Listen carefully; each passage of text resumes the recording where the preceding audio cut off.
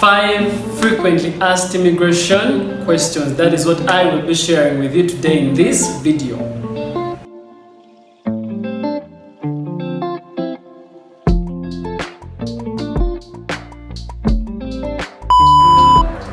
Hey guys, welcome back to EA Vlogs. I'm so happy to have you back on my channel. Now if you are new, I would recommend you subscribe to get my latest video whenever I upload, because I tend to keep it informative as well as educative. Now I want to wish you a very special happy new year from EA Vlogs, and today still I have something very interesting that I know would benefit you.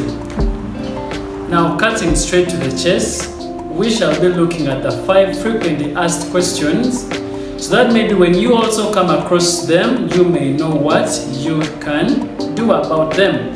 Now the first question I want us to look at is, can I pay for my application online?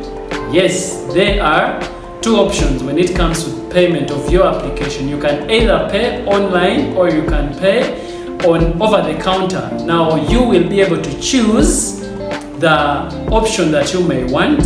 Okay, either you want to pay online or you want to do it over the counter. Now this one you will have to go to the bank and make the payments. Hope that was beneficial. Now the next one is, can I modify my application? Now modification is all about making corrections, or in case there is something that they usually send emails telling you, please add this document, or please check on the spelling of your name. Now when they bring that, now that one is what they mean when they say modification. Now when you modify, always you go to the immigration portal, then you go to manage application. Now you put your application ID, your date of birth, and that, then you will be able to, you will get your application that you have submitted. Then you will be able to correct that information that immigration has asked for. Now the third is, how can I, what can you do if you fail to submit your application?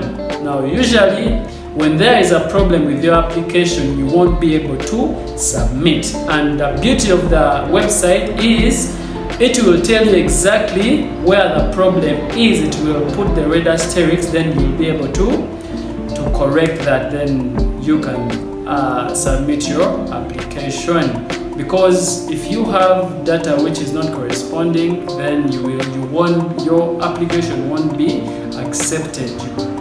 Even if you have failed to submit one of the documents that they have asked you for, it will bring you back to that very place. Now make sure you have your information, you have your documents straight, then you won't be disturbed at all.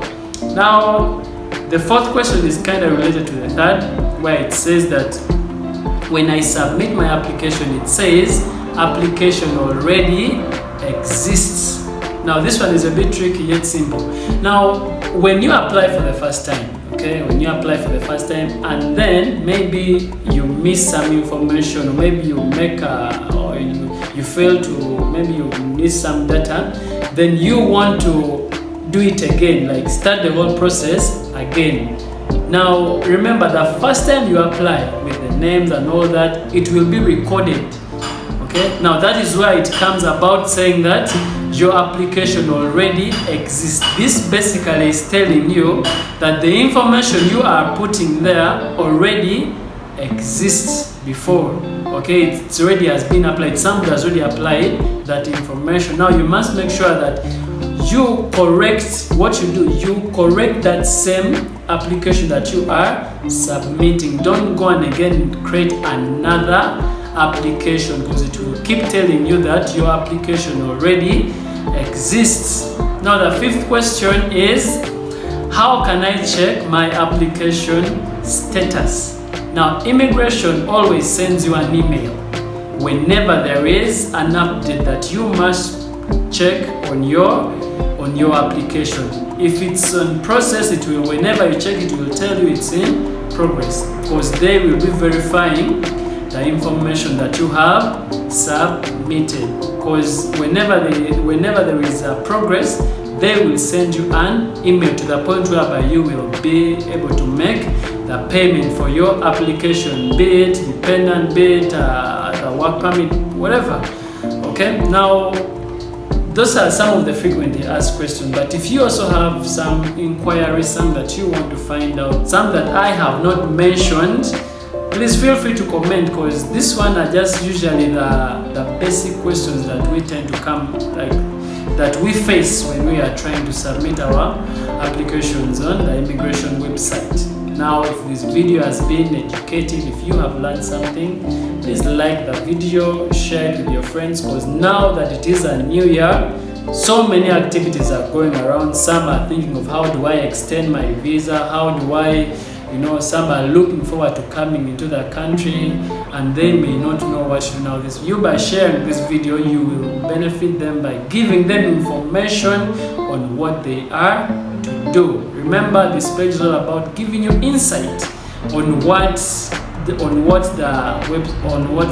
immigration Uganda requires for you to have a successful stay in Uganda. Now, don't forget to like, share, and subscribe to the page to be notified when I make the next upload. See you on the next video. Bye.